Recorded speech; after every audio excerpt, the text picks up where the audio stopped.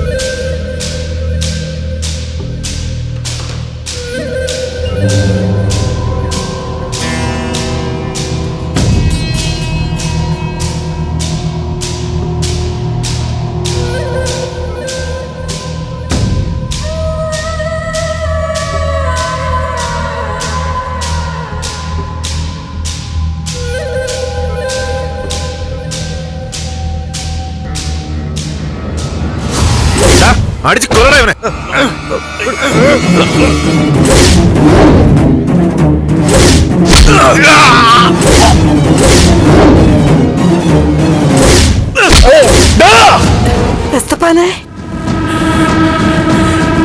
അവനെവിടെ?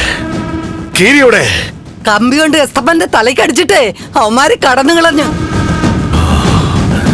എന്റെ കൈ കിട്ടും അവനെ. കുറച്ചു നേരം ഒന്നും മിണ്ടാതെ കിടക്ക്. ആ പെണ്ണിനെ തൊട്ടന് നീ എന്നെ കുത്തി. ഇന്ന് നിന്നെ ഇവിടെ എടുത്ത് തീർത്തിട്ട് ഞാൻ അവളെ പൊക്കാൻ പോവാ. എനിക്ക് പോണം. ഇതെവിടെ പോന്ന്? ബോധം അങ്ങോട്ട് തെളിഞ്ഞതേ ഉള്ളു ഇപ്പം. അതിനിടയ്ക്ക് ചാടുതുള്ളി നീ എങ്ങോട്ടാ? ഏരിയാമച്ചി മാറിക്കേ. അവിടെ അവന്മാർ കൊണ്ടുപോയോ? അവള് രക്ഷപ്പെട്ട് കാണുമല്ലേ? എവിടെയെങ്കിലും വിട്ട് എനിക്ക് അവളെ പൂട്ടണം. എനിക്ക് പോണം. അവള് പൂട്ടിക്കിടന്നെങ്കിലേ എസ്തപ്പാൻ ഇപ്പൊ ജീവനോടെ കാണില്ലായിരുന്നു. ആ എന്തോന്ന്? എസ്തപ്പാനെ രക്ഷിച്ചതേ ആ പെണ്ണാ.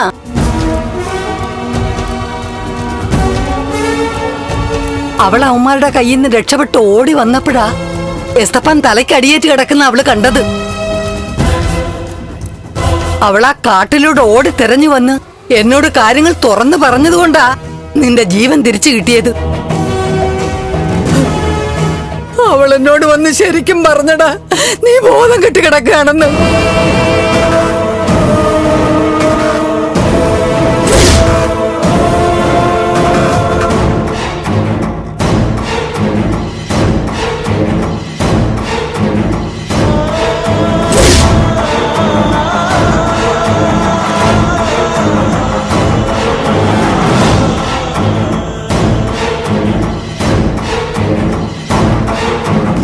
പതുക്കെ പതുക്കെ.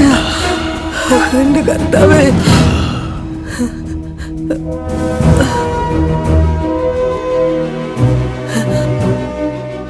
അവക്ക് വേണമെങ്കിൽ രക്ഷപ്പെടായിരുന്നു. അവളെ നല്ല മനുഷ്യത്വമുള്ള കൊച്ചാ, പാവം. നല്ല മനസ്സാ അതിൻ്റെത്.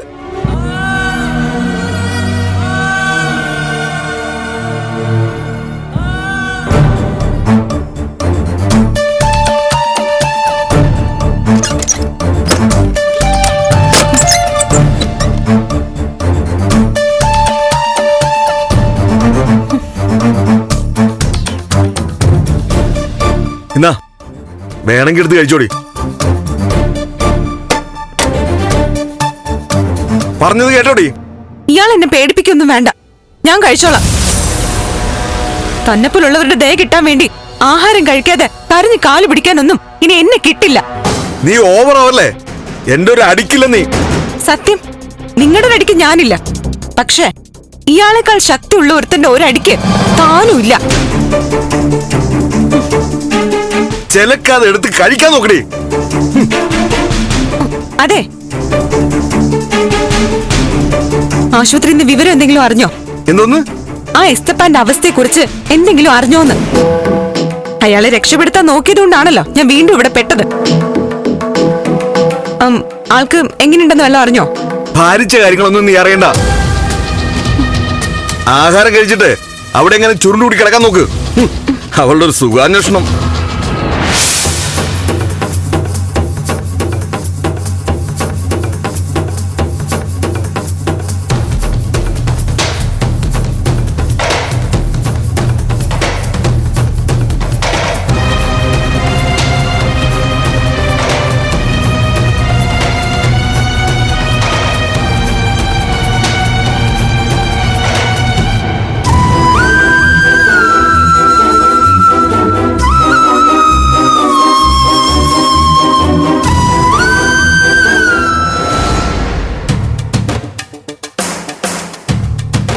സുപ്രധാനമായ ചില കാര്യങ്ങൾ അറിയിക്കാൻ വേണ്ടിയിട്ടാ ഞാനിങ്ങനെ ഒരു മാധ്യമ സമ്മേളനം വിളിച്ചു കൂട്ടിയത്. എന്റെ മകൾ മീരയുടെ മരണവുമായി ബന്ധപ്പെട്ട ചില നിർണായക വിവരങ്ങൾ എനിക്ക് പൊതുസമൂഹത്തെ അറിയിക്കാനുണ്ട്.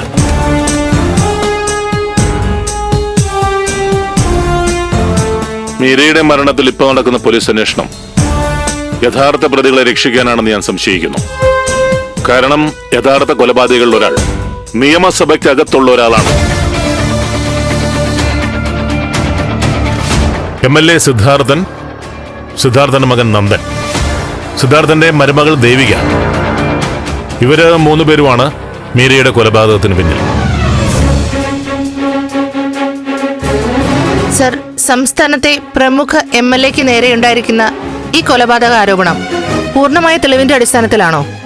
എല്ലാ തെളിവുകളും എന്റെ പക്കലുണ്ട്. ഞാൻ പോലീസ് മേധാവികൾക്ക് ആ തെളിവ് കൈമാറുകയും ചെയ്യും. ഭരണപക്ഷ MLA ആയ സിദ്ധാർത്ഥനെതിരെ ഒരന്വേഷണത്തിന് അവർ മടിച്ചു നിൽക്കുന്നുണ്ട്. സിദ്ധാർത്ഥനും കുടുംബത്തിനും താങ്കളുടെ മകളോട് ശത്രുത തോന്നാനുള്ള കാരണം എന്താ? എന്റെ മകളെ സിദ്ധാർത്ഥന്റെ മകൻ നന്ദൻ നേരത്തെ തന്നെ താലുകെട്ടി ഭാര്യയാക്കിയതാണ്. പിന്നീട് സിദ്ധാർത്ഥന്റെ അറിവോടെ നന്ദൻ ദേവിക എന്ന പെണ്ണിന് വിവാഹം കഴിച്ചു. ദേവികയെ ഒരു ജോലിക്കാരിയെന്ന് മറ്റുള്ളവരെ തെറ്റിദ്ധരിപ്പിച്ച് കൂടെ പാർപ്പിക്കുകയായിരുന്നു.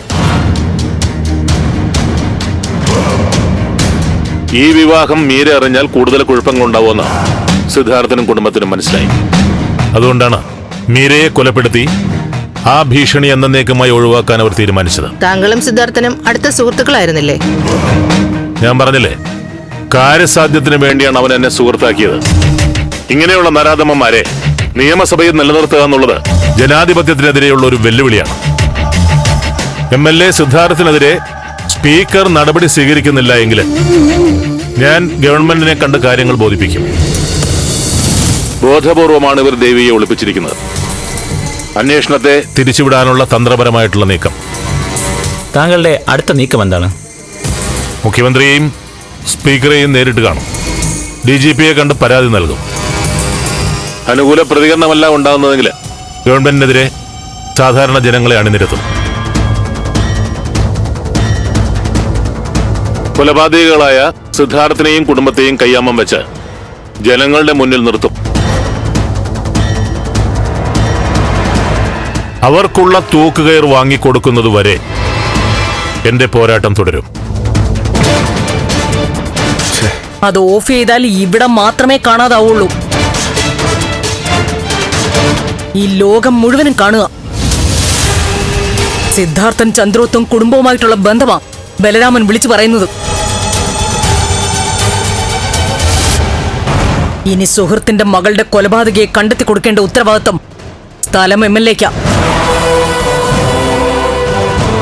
ബലരാമന്റെ മനസ്സിൽ നമ്മളോടുള്ള പകയാളി കത്തുന്നത്. ആ തീ അവസാനിക്കുമ്പോ ഈ ചന്ദ്രോത്തുള്ളവരെല്ലാം വെന്തു വെണ്ണീറാകും. നോക്കിക്കോ.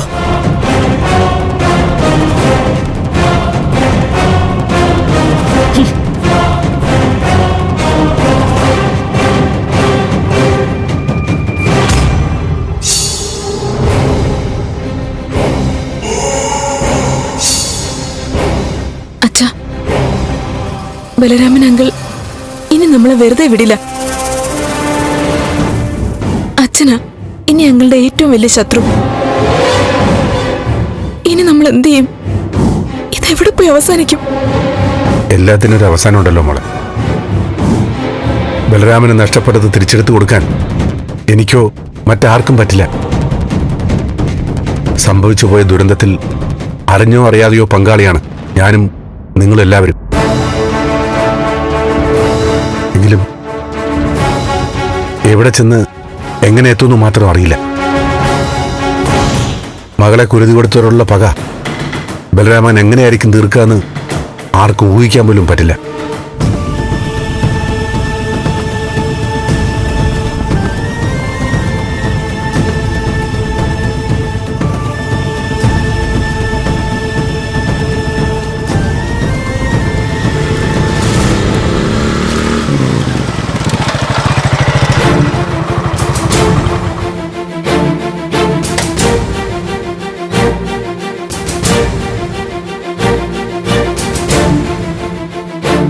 മുരളീട്ടാ, എന്തായി? ചേച്ചിയെ പറ്റി വല്ല വിവരം കിട്ടിയോ? അമ്മ എവിടെ മോളെ? മുരളി, എന്തായി?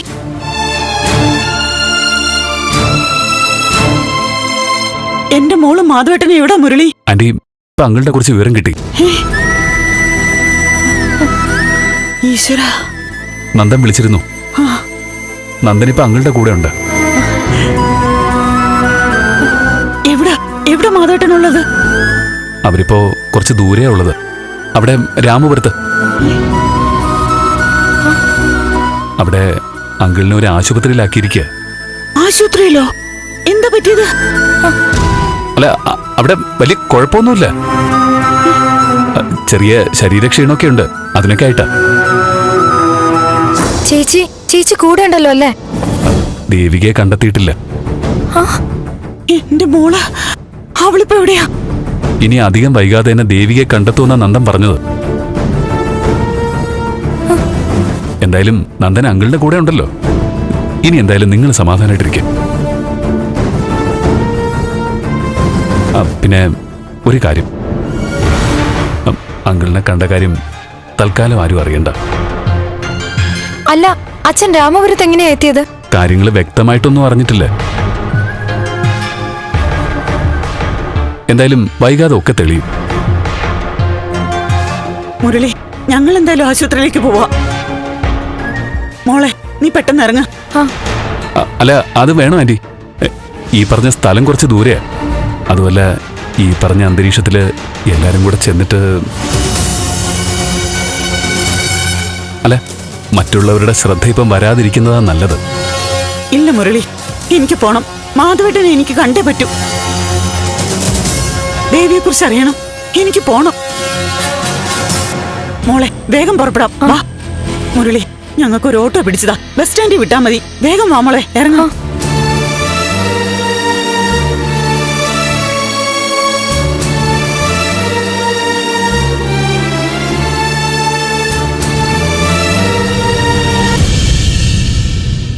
ആ നന്ദ, ഞാൻ രാധികാന്റിയെ കണ്ടു.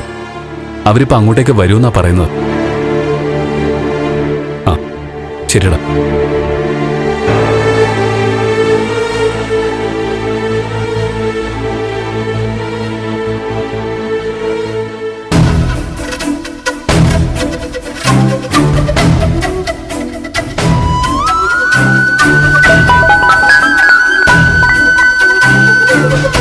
ഹലോ അച്ഛാ. മാധവൻ എങ്ങനെയുണ്ട്? ആ കുറച്ചൊക്കെ ബെറ്റർ ആയിട്ടുണ്ട്. ദേവിയെക്കുറിച്ച് അറിവൊന്നുമില്ല. നീ ടി വി ന്യൂസ് ഒന്നും കണ്ടില്ലല്ലോ അല്ലേ? എന്താ കാര്യം? ബലരാമൻ ഒരു പത്രസമ്മേളനം നടത്തി, കുറെ വെളിപ്പെടുത്തലുകൾ നടത്തിയിരിക്കുന്നു. ഞാനത് കണ്ടു. എന്നിട്ട് നിനക്കൊരു ടെൻഷനും ഇല്ലേ? ഇപ്പൊ എന്റെ ടെൻഷൻ ദേവിയെ പറ്റി ഓർത്തിട്ടാച്ചാ. നന്ദ, കാര്യങ്ങളുടെ സീരിയസ്നെസിനെ പറ്റി നിനക്ക് വ്യക്തതയില്ലാതെയാ ഈ ചെയ്യുന്നതൊക്കെ. അച്ഛാ, ഞാനിവിടെ വന്ന തെറ്റാണോ? ദേവിയുടെ അച്ഛൻ ഇവിടെ ഇങ്ങനെ കിടക്കുമ്പോ ഞാൻ വീട്ടിൽ ഒളിച്ചിരിക്കുന്നത് ശരിയാണോ? നീ കൂടുതലൊന്നും സംസാരിക്കണ്ട, നീ വേഗം ഇങ്ങോട്ട് വരണം. എന്തായാലും അവിടെ നിന്റെ ഐഡന്റിറ്റി വെളിപ്പെടുത്തരുത്. ശരി അച്ഛാ. എത്രയും പെട്ടെന്ന് ഇങ്ങോട്ട് മടങ്ങണം. ആർക്കും സംശയം ഉണ്ടാവാതിരിക്കാൻ പ്രത്യേകം ശ്രദ്ധ വേണം. ഞാൻ നോക്കിക്കോളാം അച്ഛാ. ഇന്ന് രാത്രി ചാനലുകളിൽ ബലരാമന്റെ പത്രസമ്മേളനമായിരിക്കും പ്രധാന ചർച്ച. അതോടെ വിഷയം കൂടുതൽ ചൂടുപിടിക്കും. കരുതൽ വേണം. ശരി അച്ഛാ.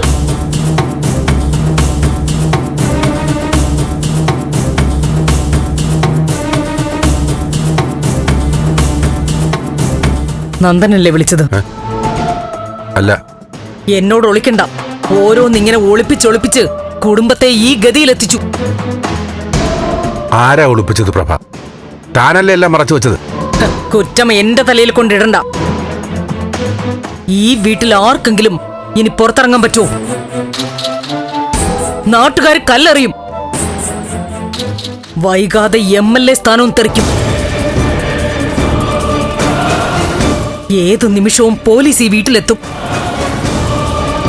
ഒരു കൂട്ട ആത്മഹത്യ നടത്തി നാണക്കേടുന്ന് രക്ഷപ്പെടുന്നതാ നല്ലത്.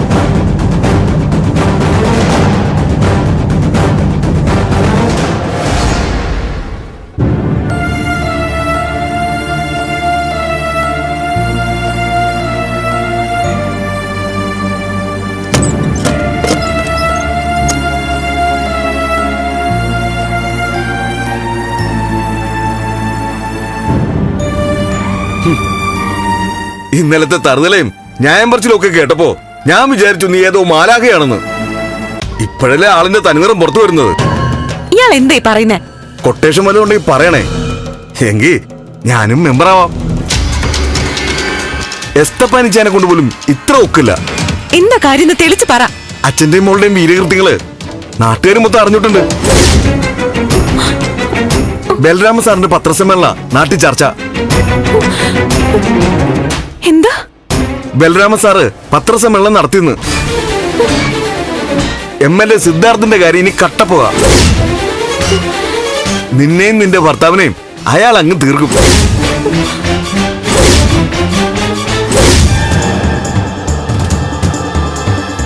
എന്താ നിങ്ങൾ ഈ പറയുന്നേ? ബലരാമൻ സാറ് പത്രസമ്മേളനം നടത്തി ഭീഷണിപ്പെടുത്തിയെന്നോ? ആ പൊന്നുമോൾ ഇതൊന്ന് നോക്കിയേ. എന്റെ മകളെ സിദ്ധാർത്ഥന്റെ മകൻ നന്ദൻ നേരത്തെ തന്നെ താലുകെട്ടി ഭാര്യയാക്കിയതാണ്. പിന്നീട് സിദ്ധാർത്ഥന്റെ അറിവോടെ നന്ദൻ ദേവിക എന്ന പെണ്ണിനെ വിവാഹം കഴിച്ചു. ദേവികയെ ഒരു ജോലിക്കാരി എന്ന് മറ്റുള്ളവരെ തെറ്റിദ്ധരിപ്പിച്ച് കൂടെ പാർപ്പിക്കുകയായിരുന്നു. ബോധപൂർവമാണ് ഇവർ ദേവിയെ ഒളിപ്പിച്ചിരിക്കുന്നത്. അന്വേഷണത്തെ തിരിച്ചുവിടാനുള്ള തന്ത്രപരമായിട്ടുള്ള നീക്കം. കൊലപാതകികളായ സിദ്ധാർത്ഥനെയും കുടുംബത്തെയും കയ്യാമം വെച്ച് ജനങ്ങളുടെ മുന്നിൽ നിർത്തും. അവർക്കുള്ള തൂക്കുകയർ വാങ്ങിക്കൊടുക്കുന്നത് വരെ എന്റെ പോരാട്ടം തുടരും. ആരുടെ കയ്യിൽ നിന്ന് രക്ഷപ്പെട്ടാലും ബലരാമൻ സാർ വെറുതെ വിടാൻ പോണില്ല. എവിടെ ഒളിച്ചാലും അയാൾ പൊക്കും. കുടുംബത്തോട് തീർക്കും ബലരാമൻ സാറ്.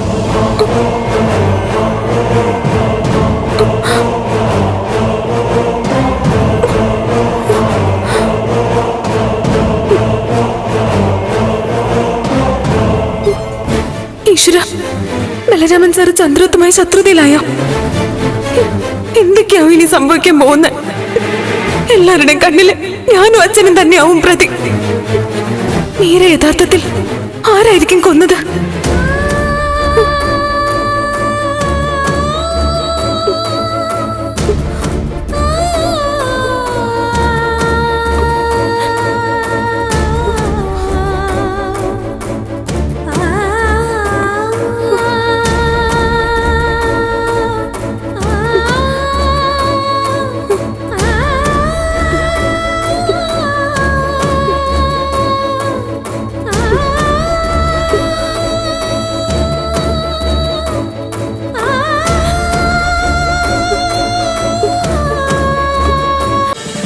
ഫ്ലവേഴ്സ് ഒരുക്കുന്ന കാഴ്ച വസന്തം യൂട്യൂബിൽ പ്രേക്ഷകർക്ക് ലൈവായി കാണാം. ഫ്ലവേഴ്സ് കോമഡിയിൽ ജോയിൻ ചെയ്യൂ, ആസ്വദിക്കൂ.